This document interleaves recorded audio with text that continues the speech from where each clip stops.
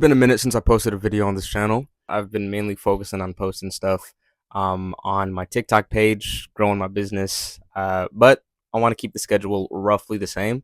So here we go. This video is about narcissism and how narcissism is a necessary component of success, of being a successful person, being perceived as a successful person in America, in the West, right? Why narcissism is a prerequisite for success in America. That's the title. That's the title of the video.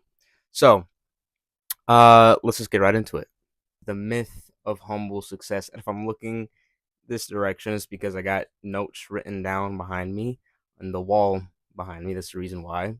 But we usually say that we value humility as a culture, as a society, not even in the West, but it's a value that's has importance placed on it cross culturally.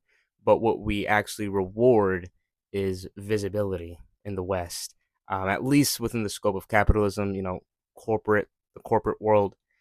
Quiet competence rarely ever gets rewarded or recognized. What's rewarded is self marketing, being able to be visible and to showcase your accomplishments and your performative competence sometimes. Algorithms, attention economies, and personal branding demands boldness and putting yourself out there. Um, if you just look at people like Steve Jobs, Kanye West, Trump, there's a through line with all of them. It's different industries, but they all share the same trait. It's dominant self belief. The American dream is narcissistic by design. It pushes you, and if you're unaware of it, you find yourself being increasingly atomized and nuclear. A lot of values placed in being able to be as self sufficient as possible, but the surprise, it's not so much a surprise because we're animals at the end of the day, is that we need people. We need each other, right? You can't transcend your biology to that extent. What's value, the epitome of the individualistic successful person, is the rugged individualist.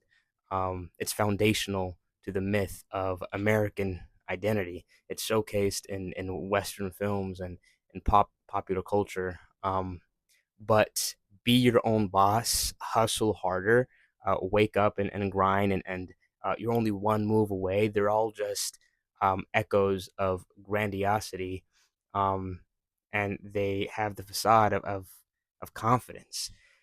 But they're traits, they're symptoms of undiagnosed narcissism at the end of the day.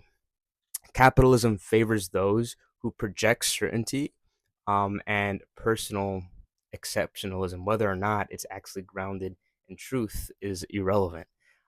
Corporate ladders rewards charisma over actual competence and skill. If you're able to market yourself and convince others that you are confident, that you're competent, that's what's rewarded. It's what's valued.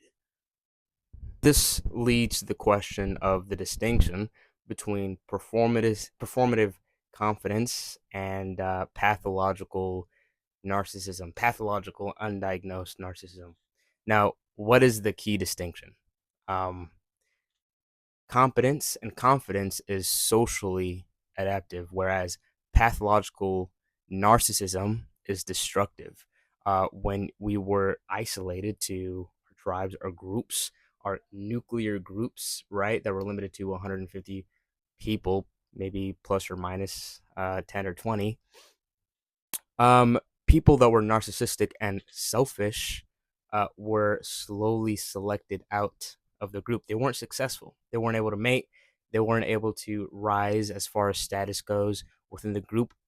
But as things exist right now within media, you can put on a facade and you can be detached from people, and so there's less direct consequences of these symptoms.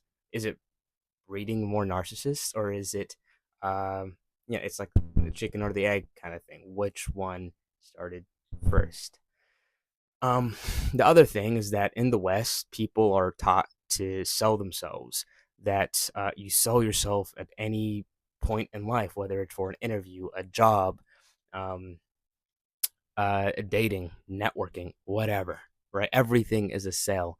So if you're able to market yourself as someone who's sellable, um, the best person to do that is a person with narcissistic traits, a sense of grandiosity, of like messianic prophetic stature, you know? It's interesting. You're punished for modesty and doubt, which is a skill that people need. It's an adaptive skill that people need, and when you repress that, um, it's not great for the long term. I'm just gonna say that. Now, what are the common narcissistic traits that we sometimes conflate with confidence, whether it's performative confidence or even competence? Self promotion, charm, risk tolerance, vision. Um, it's all marketable in the corporate world and in capitalism at large. The next part, which is a saturation of influencers, people that perform or that present themselves as influencers. Uh, Platforms like Instagram, TikTok, um, Twitter, whatever, they train users to treat life as a performance. You can see this in the biggest Twitch streamers that exist, which is like the new YouTube of our time. Speed, um, not KSI, forget his name, Kai Sinet. You are placing a facade of aesthetics, of success, of athleticism, of whatever, and you're placing yourself um, in a pedestal. You're showcasing the good traits and kind of disregarding the negative stuff. The algorithm favors people who are polarizing, who are loud, and who are controversial, and who are constantly visible. Not so much people that are right, that are accurate, that are self critical, and that do the background work to ensure that the way they present themselves is accurate to reality. Um, Even humility can become curated, like an image of humility can become curated. So, as a result of this, success becomes a result or an outcome of branding as opposed to reality. Um, it's more so a simulation than actual reality. Can you succeed without having these narcissistic traits, without being selfish, having a sense of grandiose egoism?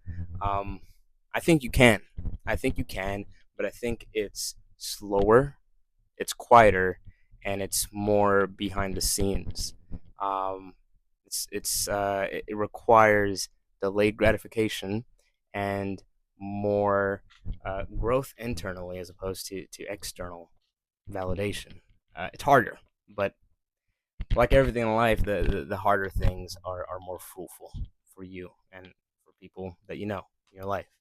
Um, Now, if you reject narcissistic norms, you need a support system or a gatekeeper to actually champion your work. The funny thing about social media is that the fuel is the audience that you trick inadvertently or advertently. Um, Success without self-centered visibility is it's flimsy. It's a house of cards. Without these platforms, without the TikToks or the Instagrams or the YouTubes, you can't provide the fuel for the cultivation and the breeding of narcissists. To conclude this video, I want to ask you, whoever's watching this, and myself, is narcissism a necessary evil to achieve success? In the US, narcissism isn't just tolerated, it's rewarded and it's incentivized. If you want to play the game, you learn the rules of the game, the algorithm that rewards certain behaviors at the expense of your own integrity. Be bold, practice attention control, and learn the attention economy, I guess. But um, the important thing is to strike a balance, I think, to not lose yourself in the process and to cultivate a character, a version of yourself that you inevitably down the road don't recognize and don't like. Um, so don't lose yourself in the performance because it's very much so a performance at the end of the day. So balance is definitely crucial. Um, yeah, I think this is an incredibly interesting topic. Been thinking about it a lot, hence me making this video. I appreciate whoever watched this. If you enjoy this type of stuff, just let me know in the comments, leave a like, all that YouTube stuff, comment, check out the Testonic store in the description of this video and also on my page. But that's it for this one, and I'll catch you on the next one. Peace.